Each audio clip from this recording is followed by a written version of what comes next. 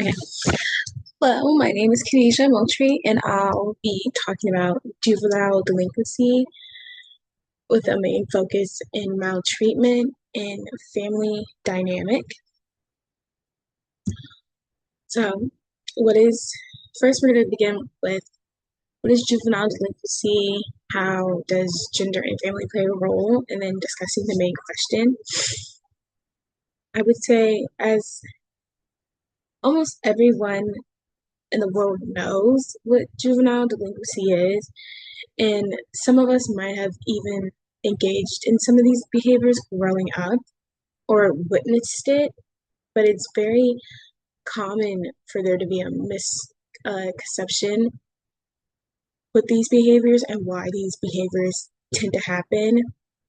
A lot of people think that it happens from just the child's peers, which is a a contributing factor to why some adolescents engage in juvenile delinquent behaviors.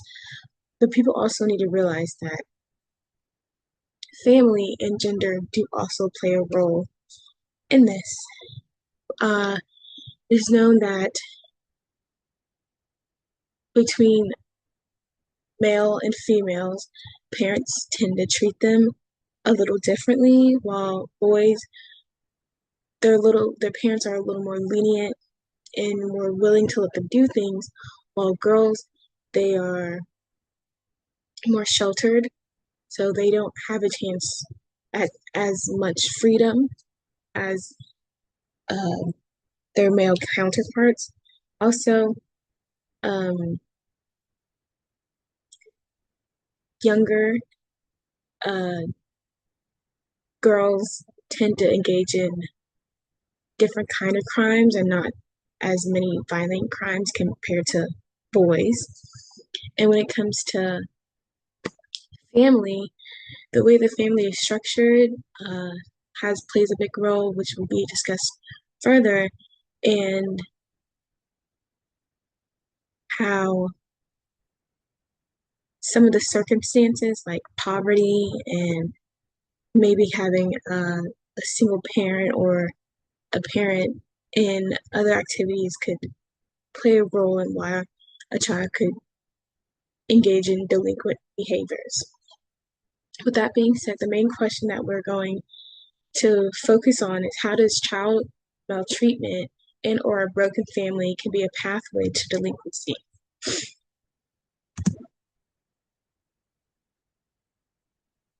Maltreatment of a child is defined as a child who have experienced physical, emotional, or sexual abuse or neglect.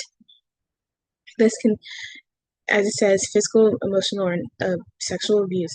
It can happen to any and everyone, and these experiences at a young age can lead them to lash out and engage in criminal activity. A key finding is that uh, around 38% of maltreated youth have engaged in violent crimes. It isn't defined in this, but violent crimes can be obviously getting into fighting. Um, it could be assault, uh, in some cases, murder and things like that. And when these behaviors start at a young age, it can go into adulthood, and it puts them in the cycle of the behavior, then arrest, then out, and over again until unfortunately they either get a sentence that keeps them away for a long time or they figure out what they need to do and put themselves in an environment that will help them change.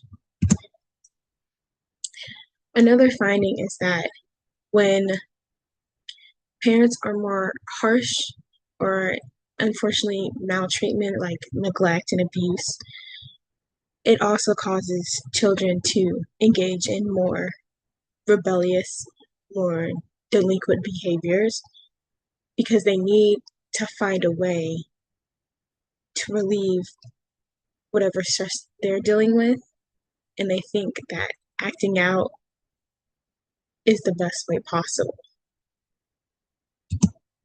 Lastly, as I mentioned earlier, poor communities has a big impact on juvenile delinquency. This is because when the family dynamic is living in a poor community, they don't have as many resources as other communities, so they go out and engage in criminal activities like petty thefts. Some might even engage in drug dealing to make sure they can have money to provide for themselves, for their families. As mentioned in this quote, some additional factors are to juvenile delinquency are poor bonds.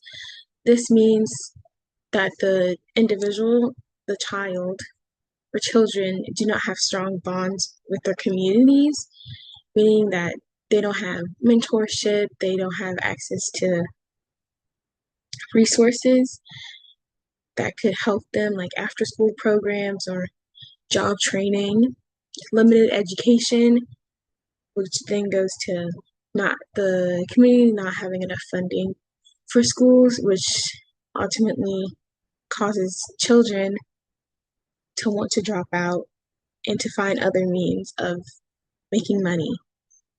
And growing up fast, as mentioned, having to make ends meet because maybe one parent is in jail or one parent is addicted to drugs, or it's a single parent household and one parent's working two jobs, but they have other siblings that they need to take care for, and what one parent makes is not enough to sustain the lifestyle for themselves and their children. So the child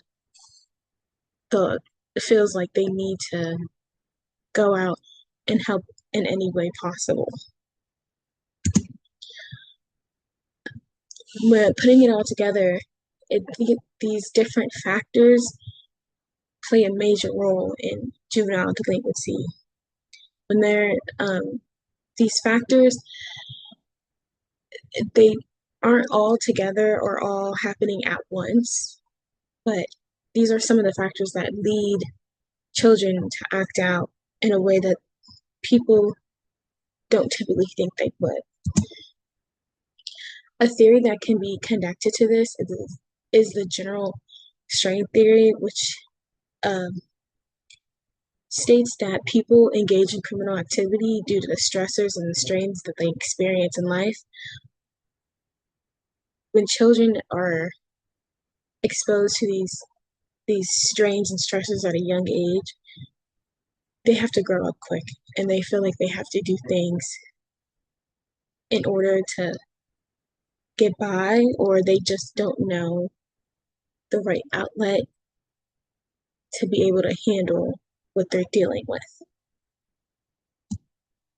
Some ways to help with this issue is by increasing fundings, especially in low income communities, um, accessibility resources, meaning having job training, as mentioned before, mentorships, just having ways for people to be able to get by, make money, so they don't have to engage in these quick, engage in these activities to make quick cash. And after school programs is very beneficial because it rebuilds their bonds with the community. An example of an after school program is the SMART program, which is in boys and girls clubs, and the program, sorry, the program helps kids who are in these low income communities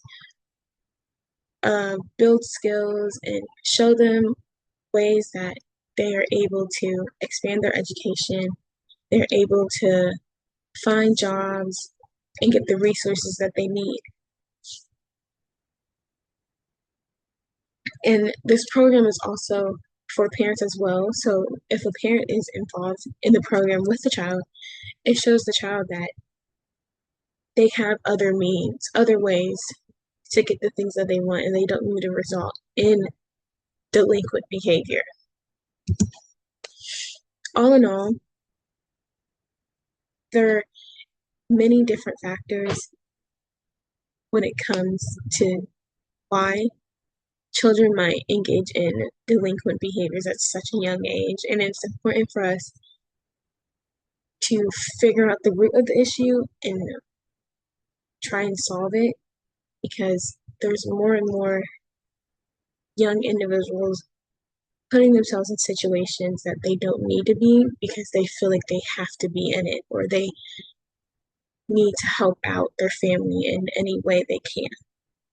Thank you.